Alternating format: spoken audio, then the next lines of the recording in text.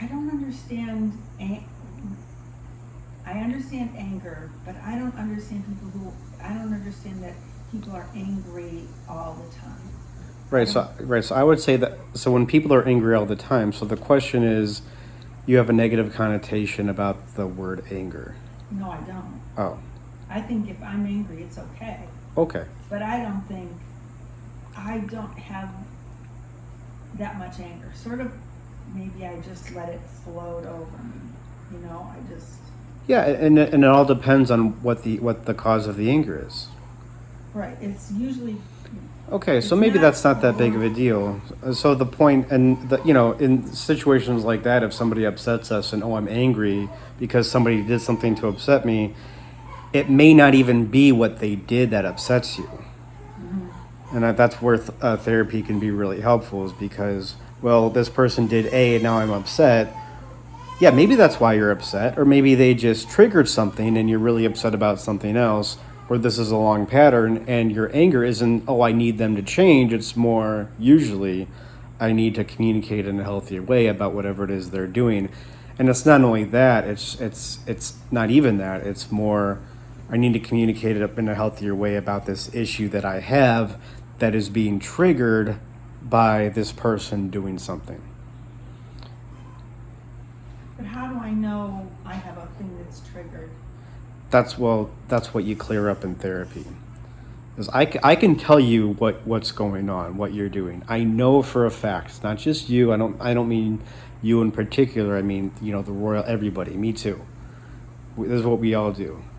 We repress healthy anger with anxiety, and we feel isolated as a result of that. And with isolation comes shame. That's when people talk about shame like it's some fundamental thing. It's not. It's really feeling isolated as a result of mismanaging your emotions. And then as a result of that, you experience whatever the symptom is.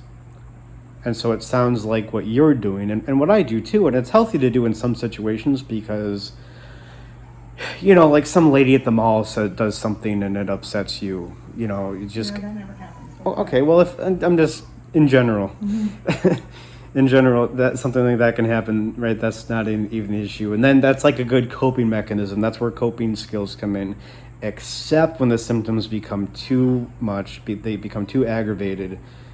Then the coping skills don't work, and then you need to say, okay, well, what exactly am I angry about? I know you're not angry about the lady at the mall, as an example. I know you're not angry about her taking your parking spot. Right? I can guarantee you that. Like, it seems that way in the moment, and maybe that needs to be addressed in some respect, but... Yeah, that kind of thing doesn't bother me. I guess, Yeah, because you're living in America in the year that it is. That's what your issue is. Of course. That's what we all do. Yeah, and by backing down, I would say, we're not going to go through specific examples, but at least somewhere in there, you are repressing healthy anger. Like if somebody crosses a line or, steps on your boundary, and it's really easy to say, oh, it's no big deal. Or... Yeah, you say it to yourself. You don't even say it to them. Yeah, you don't say it to... Right, yeah, saying to them would be a huge step forward, so you just say it to yourself. Yeah, that's what we do in America right now. That's what everybody does. And I think there's always been some iteration of this, like we were just talking about the ancient Greeks. The ancient Greeks did that for 150 years plus with the rise of Stoicism. Oh, Rome wants to come in and take over. Oh, it's fine. You can have that. Oh, it's no big deal. Oh, whatever, until you're just swallowed up by the Roman Empire. Right. It happens in the downfall of every civilization. I think that's... I don't know if it's causing a downfall of American empire, but it's at least a symptom of it. Well, what's the downfall of the Romans? Downfall of the Roman Empire? You just look at what's going on in America. Mm-hmm. It's the same thing. Going down, right? Yeah, bloated welfare state, and plus empire building, and you just inherently become weaker. Empires can grow, but when you try to grow to the extent that America has, and I'm not even talking about, really in the last 100 years, 150 years, plus, bloated welfare state. I'm not even talking about social welfare. It's more corporate welfare. which is what it was in Roman times too. Mm-hmm. But we were talking about psychological issues. I mean, the point is, in most therapy, people take the symptom as the starting point. And I say, no, that's the end point. Your procrastination is not the issue. Does that make sense? Well, Your drinking problem is not the issue. Like, you don't cure a drinking problem by simply drinking less. If you can do that, then by definition, it's not a drinking problem. Okay, I have a drinking problem. How do what's Okay, we'll do it that way. okay, so if you have a drinking problem, you look at what are the steps, what are the emotional steps that lead to the drinking problem. Mm-hmm. Well, first I would say just try to stop. Maybe you could just stop on your own. In that case, you don't need therapy. Not everybody needs therapy. Mm-hmm. I would never try to convince somebody that they need therapy if they're not really sold on it. But if you've tried that, and most people have a drinking problem, they've probably been trying for years, maybe decades, and they just think it's hopeless. I would say, okay, let's figure out how specifically in your situation, in your life, how your repression, using your anxiety to repress your healthy anger, let's look at exactly how that happens for you. And most of the times when... So I say, my parents got divorced, and then is that what happened? That's not... It's when it's like a issue of parents getting divorced, it's usually not the issue either. It's what happens after the divorce. How is that handled? I mean, in my experience working with divorce, it's my parents got divorced, and then my mom started to manipulate my dad, and then I had to go live with my mom. And then she said all these bad things about my dad when he wasn't in the room. And then I went to my dad, and he said all these bad things about my mom. So was it really the divorce? The divorce is the thing that inevitably happened, but it was clearly this poor communication between your mom and your dad. That was probably going on way before you were even born. So the divorce is it's just a symptom of a deeper thing going on. It's not the divorce. Divorces can be healthy for families. It happens. Now, usually the families don't handle divorce very well, so we think, oh, the divorce is the problem. It's not. Well, I mean, just for me alone, I went to therapy within the last 2 years. Right, so in therapy you would go in, I don't know what this therapy was like, but in therapy you go in and say, okay, again, the issue with this running group that you had where there was meanness and sounds like gossipy behavior, which, yeah. See, now I'm repressing my need to say something sexist. Unfair. Now, so you go in and say, now this isn't the problem. This is a manifestation of probably something that's been going on. If it really affects you, I don't know if this really does, but if it does really affect you, then I can guarantee it is a manifestation of something that's been happening for a really long time in your life. And this is just the most recent iteration of it. So now you go in and try to figure out, okay, exactly where in your specific case were you repressing anger, repressing your healthy, you would maybe even say God-given anger, God-given right to feel angry. You were repressing that for the sake of, I don't know, for the sake of something, there was some ultimate payoff, and you would look at exactly how that behavior was contributing to the situation. Well, And that's your therapy, and you'll realize that it has almost nothing to do with however mean these people were to you. And by the way, these people who are being mean and manipulative, I guarantee you there's somebody in their life doing that to them tenfold. Yeah. That they're not aware of. I mean, if you're a therapist...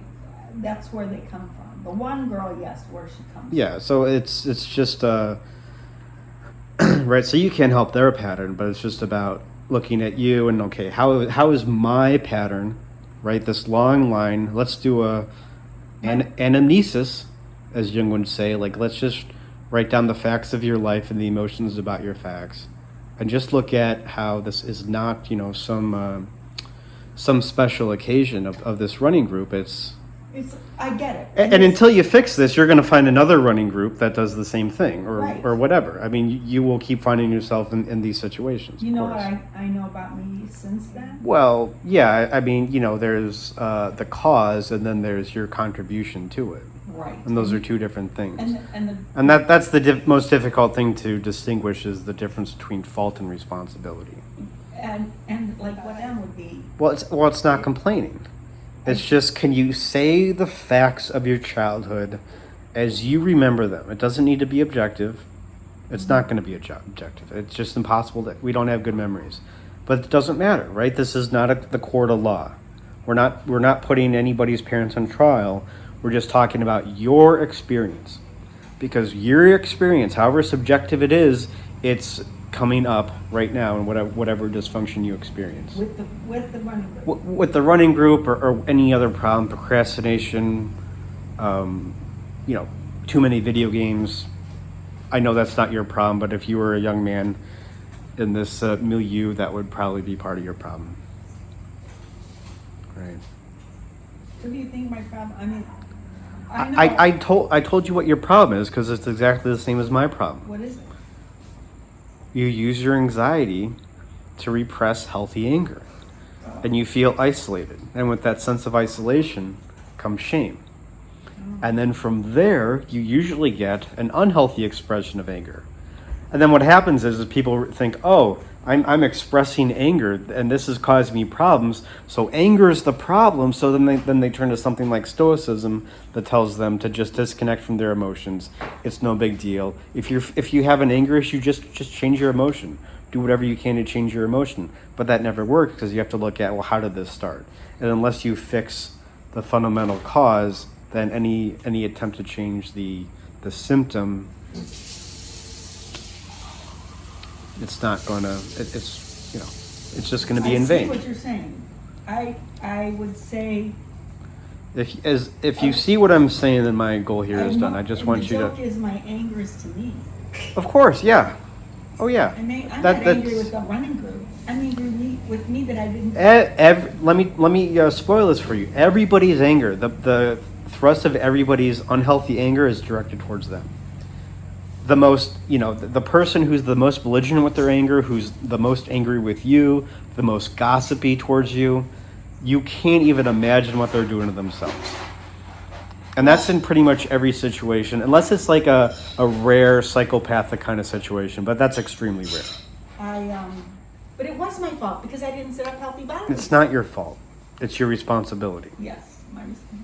The issue that you have is not your fault. Like the analogy I always give, if somebody rear ends you and you get whiplash and they flee the scene of the crime and you can't find them, even if you can find them, who has to go in and do the rehab?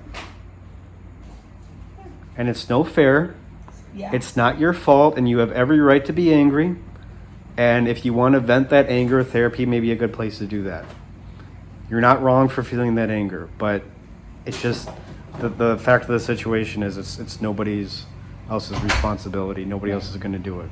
And in reality, Like even if that guy could come in and was willing to do the physical therapy for you, like he was drunk and he went to AA and part of his amends was to do the physical therapy for you, he still couldn't. So. Well, ultimately, that's any good psychotherapist. When you ask why am I this miserable, they'll say because you want to be that miserable. Yeah. You just don't know it because it's familiar to you. And you want to know something? Thanks for being part of my video, Mom. Wait, were you going to say something? Am I in your video? No. Oh, so no. What I would like to say. You asked me like 10 times already.